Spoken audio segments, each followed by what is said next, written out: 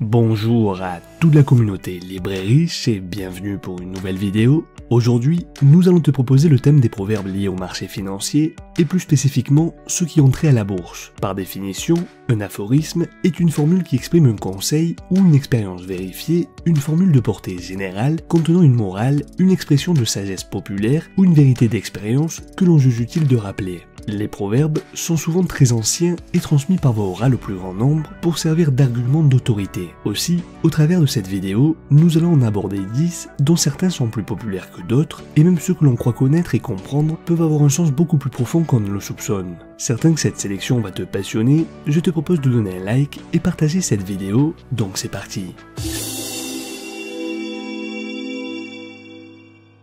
Si ce dicton est également célèbre, l'on connaît moins bien la deuxième partie de la phrase. Il faut particulièrement s'en souvenir dans les périodes d'euphorie, car si tout le monde connaît ce dicton, de nombreuses erreurs de gestion proviennent de son oubli. Cela incite à savoir sortir d'un titre, prendre ses profits après une forte hausse pour éviter tout retournement du marché ou d'un titre. Il est clair que les actions ne peuvent battre record sur record et monter indéfiniment, mais il est souvent difficile de ne pas résister dans une ambiance d'euphorie. C'est également l'occasion de méditer cette phrase de James de Rothschild, l'homme de France le plus riche avec le roi Louis-Philippe sous la monarchie de Juillet. J'ai fait fortune en vendant toujours un peu trop tôt. En fait, cette expression d'origine américaine, selon laquelle les cours de la bourse ne peuvent monter indéfiniment et qu'il y a un moment où ils vont arrêter de grimper, signifie qu'il est peut-être sage de prendre ses bénéfices. Cette expression n'est pas sans rappeler « un tien vaut mieux que deux tu l'auras ». En pratique, il est préférable de conserver un titre placé dans une tendance haussière, même si la cession d'une partie de la ligne peut être intéressante pour se garantir une part de la plus-value. Tous les boursiers connaissent cet adage, mais tous doivent admettre qu'un jour ou l'autre, ils se sont fait prendre en flagrant délit de l'avoir oublié. Et à la différence des arbres, ils peuvent même revenir en arrière. Toutes les plus grosses erreurs, commises au plan individuel ou collectivement, au niveau d'une valeur ou de l'ensemble du marché, viennent de l'oubli de cette évidence, et les exemples sont nombreux. En effet,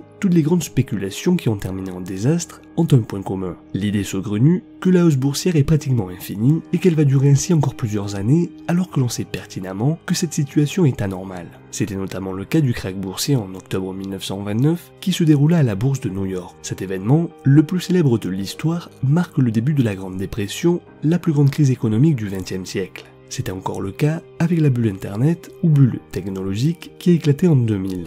Cette bulle spéculative a affecté les valeurs technologiques, c'est-à-dire celles des secteurs liés à l'informatique et aux télécommunications sur les marchés d'actions à la fin des années 90 et son apogée a eu lieu en mars 2000. Ou encore avec la bulle spéculative japonaise à la fin des années 80, qui est une bulle économique survenue au Japon de 1986 à 1990, qui a concerné principalement les actifs financiers, mais aussi l'immobilier. La bulle a été provoquée par un rapatriement rapide de capitaux japonais en provenance des États-Unis à la suite d'une dépréciation brutale du dollar américain liée au record du Plaza, mettant un terme au miracle économique japonais. Dans la dernière crise immobilière américaine de 2008, l'erreur est venue du fait que beaucoup croyaient en une poursuite du mouvement de hausse des prix de l'immobilier. Les banques mesureraient alors l'ampleur de la crise à venir car elles avaient investi des milliards de dollars dans les subprimes. Avec ces maisons vides qui ne valaient plus rien, les dés étaient jetés. La crise immobilière allait devenir une crise bancaire, puis une crise financière à l'échelle mondiale. Le plus surprenant est que lorsqu'aujourd'hui on évoque ces marasmes passés, la réponse est pour la plupart que cette fois-ci c'est différent et que cela n'a rien à voir avec ce qui est arrivé et que dans le cas présent c'est du solide et on te fournit un tombereau d'arguments censés montrer les différences avec ces fâcheux précédents.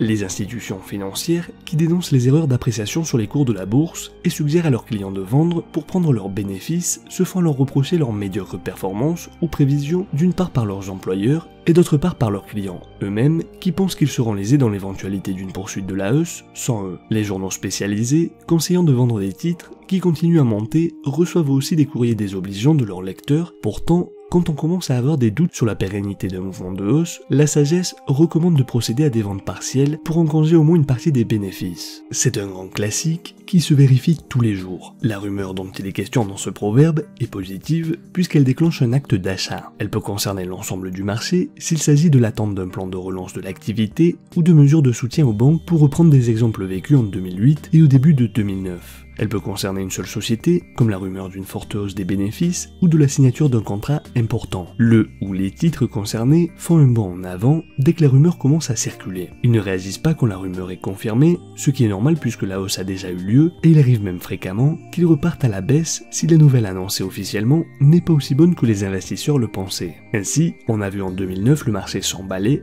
à l'approche de l'annonce de plans de sauvetage des banques par le secrétaire au Trésor de la nouvelle administration Obama, puis décroché parce que le plan dévoilé était jugé décevant. La crise grecque, avec ses multiples rebondissements, a également donné naissance à de nombreuses rumeurs, comme l'achat de titres grecs par la Chine, défaillance imminente de telle ou telle banque, etc. Il y a dans les mouvements de bourse qui s'ensuivent une part de pari non négligeable. Si la rumeur est bonne, on a raison d'acheter tout de suite. Si elle est franchement erronée ou partiellement inexacte, on a tort. Mais dans tous les cas, on ne le sait qu'après. Deux choses l'une, soit on suit les marchés de près et on prend le risque de monter dans le train de hausse dès le départ, soit on est mis au courant de la rumeur trop tard et il est inutile d'essayer de suivre si le mouvement est déjà bien lancé. Les prévisions de bénéfices effectuées par les analystes s'apparentent par certains aspects aux rumeurs. L'annonce officielle d'un excellent résultat n'aura aucun effet sur le cours du titre, voire provoquera son repli si ce résultat est tout juste conforme, voire un peu inférieur aux prévisions. Prendre position sur un titre juste avant une publication de résultats, c'est parier que ce dernier sera encore meilleur que ce qu'attendent les analystes. La première partie de cet adage n'est pas discutée. Pour la seconde, certains préfèrent parler du son du violon. Mais l'idée est la même. Alors, avec le clairon, on a la version strictement militaire, acheter quand la guerre arrive, vendre quand la paix revient. Avec le violon,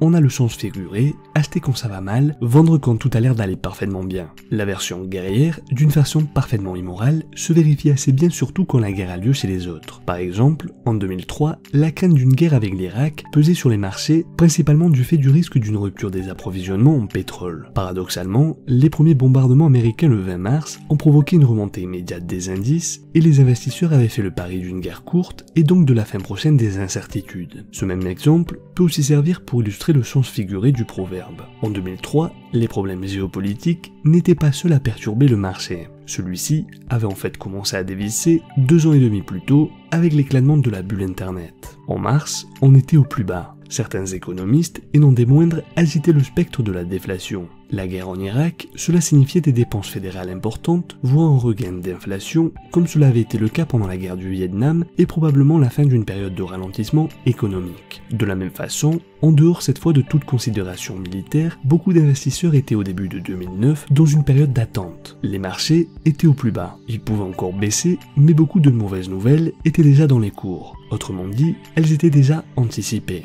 Les investisseurs commençaient à se demander si ce n'était pas le moment de recommencer à acheter alors que l'économie mondiale s'enfonçait dans la récession. Finalement, ce proverbe illustre une autre idée de bon sens. Il faut acheter quand les cours sont bas et vendre quand ils sont hauts. Ce serait simple à appliquer si des signaux clairs pouvaient indiquer quand c'est le meilleur moment pour procéder à ces opérations. Malheureusement pour les investisseurs et heureusement pour l'ensemble de l'humanité, il n'y a toujours pas de canon et de clairon pour annoncer que c'est le moment. Ce proverbe-là, plus sympathique en apparence que le précédent, laisse penser que les financiers sont plus philanthropes que leurs achats au son du canon pourraient le laisser croire. Il faut toutefois rappeler un autre adage, charité bien ordonnée commence par soi-même. Si les boursiers en laissent aux autres, c'est parce qu'ils pensent d'abord à eux-mêmes. Sous une autre forme, on retrouve l'idée suivant laquelle les arbres ne montent pas jusqu'au ciel. Quand on a réalisé une plus-value importante sur un titre, la sagesse conseille de le vendre. S'il continue à monter, ce sont d'autres investisseurs qui en profiteront, mais si l'on avait gardé et qu'il était reparti brutalement à la baisse, on aurait risqué de perdre ce qu'on avait gagné. En laisser aux autres est en somme la meilleure façon de se préserver. On retrouve là une situation que tout actionnaire est amené à connaître un jour ou l'autre. Que faire quand un titre que l'on a en portefeuille commence à baisser? Il y a des situations simples, les performances de la société en question ne sont manifestement pas celles que l'on attendait, il faut vendre. Mais dans la pratique, il arrive souvent que l'on ait du mal à se forger une idée claire de la situation et que l'on hésite sur la conduite à tenir. On peut être tenté dans un premier temps de conserver le titre et d'attendre en misant sur un prompt rétablissement. Si celui-ci ne vient pas, il arrive pourtant un moment où il faut se rendre à l'évidence, il ne sert à rien de s'entêter. On n'a jamais raison contre le marché. Même si l'on estime que cette valeur ne devrait pas baisser et que le marché a semble-t-il tort, il faut être réaliste. Si le titre est inscrit dans une tendance baissière, il faut en tirer les conséquences et vendre, quitte à continuer à suivre l'évolution de cette valeur et à la racheter plus tard. Si l'on ne décide pas à vendre, avec une perte d'ampleur limitée, se couper la main, on risque d'être amené à vendre plus tard à un cours encore plus faible, d'où se couper un bras. La première opération est certes douloureuse, on ne s'y résigne pas facilement, mais la seconde est bien pire. Alors autant agir tant qu'il est encore tôt. Nous restons dans le domaine de ce qui fait mal et qui saigne. Le couteau qui tombe, c'est une action qui chute. Là encore, on peut avoir envie de se montrer plus malin que le marché et de se porter acheteur d'une valeur en train de dégringoler à toute allure. C'est pratiquement toujours une erreur qui laisse des traces douloureuses. On se blesse en essayant de rattraper un couteau au vol. La question n'est pas de savoir si la baisse est justifiée ou non, ni si la valeur considérée est tombée à un niveau jugé intéressant. Tant que la tendance reste manifestement baissière, il faut se tenir précautionneusement à l'écart. On a pu avoir de très belles illustrations de ce proverbe au cours des dernières années, notamment au second semestre 2011. Cela a été particulièrement vrai pour les valeurs bancaires. Certains boursiers, estimant que le cours de Natixis ou de la Société Générale par exemple était injustement bas, se précipitaient pour acheter et enregistrer rapidement des pertes. Certes, le mouvement pouvait temporairement s'inverser et les investisseurs de court terme en profitaient pour revendre avec gain, mais ceux qui ont gardé leurs titres ont vécu un très mauvais moment. De deux choses l'une, soit on travaille sur les fluctuations du marché à très court terme et on peut se permettre des allers-retours, gagnant sur des marchés baissiers, mais cela ne marche pas à tous les coups, même avec l'aide de l'analyse graphique, soit on investit pour le moyen ou le long terme. Dans cette seconde hypothèse, il vaut mieux rester à l'écart du marché tant qu'il ne s'est pas stabilisé. Une valeur qui semble massacrée peut l'être davantage encore le lendemain.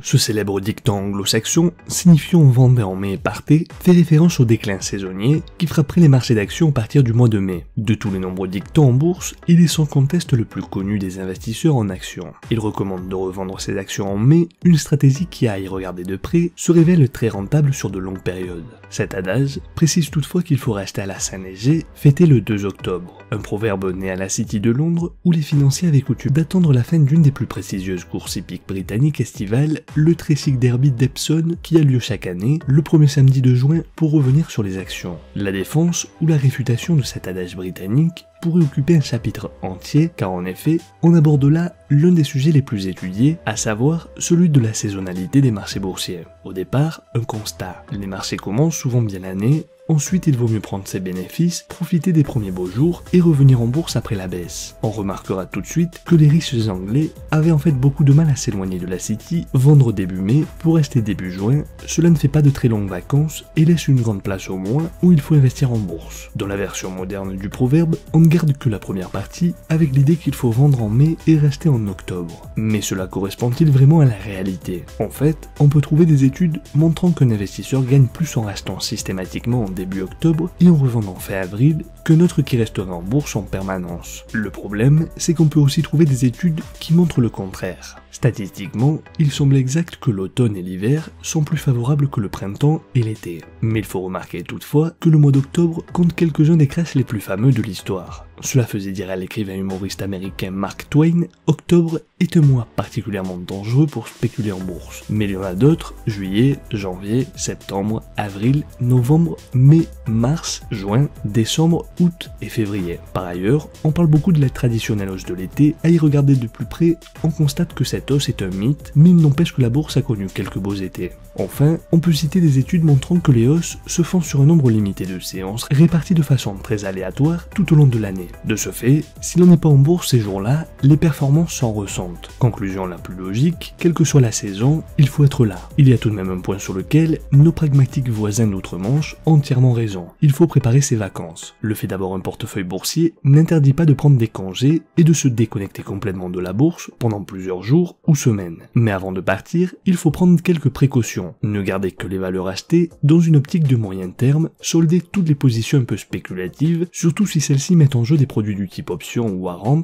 Éventuellement, pour te mettre à l'abri de mauvaises surprises, tu peux passer des ordres de vente à seuil de déclenchement, comme les stop loss, que nous avions déjà évoqués dans une vidéo précédente, car si jamais la bourse venait à chuter en ton absence, tes titres seraient automatiquement vendus dès qu'ils passeraient en dessous du seuil de sécurité que tu aurais déterminé. Inversement, tu peux aussi laisser des ordres d'achat à seuil ou à place de déclenchement te permettront de prendre le train de la hausse si celui-ci démarre en ton absence. Ce dicton est une autre façon d'aborder la question de la saisonnalité des marchés. Le comportement de la bourse en janvier serait un bon indicateur de son évolution sur l'ensemble de l'année. Les chiffres prouvent qu'en règle générale, un bon mois de janvier pour les actions laisse espérer une année porteuse et le millésime 2019 semble confirmer ce dicton. Globalement, les statistiques confirment cet adage, mais les exceptions sont suffisamment nombreuses pour dissuader un investisseur de s'en servir pour déterminer sa politique d'investissement. Sans remonter très loin dans le temps, on peut se rappeler de l'année boursière de 2018 qui avait bien démarré en janvier, puis chuté jusqu'en mai, pour reprendre de plus belle jusqu'en octobre, et finalement finir l'année en chute libre de près de 20%. Pourtant,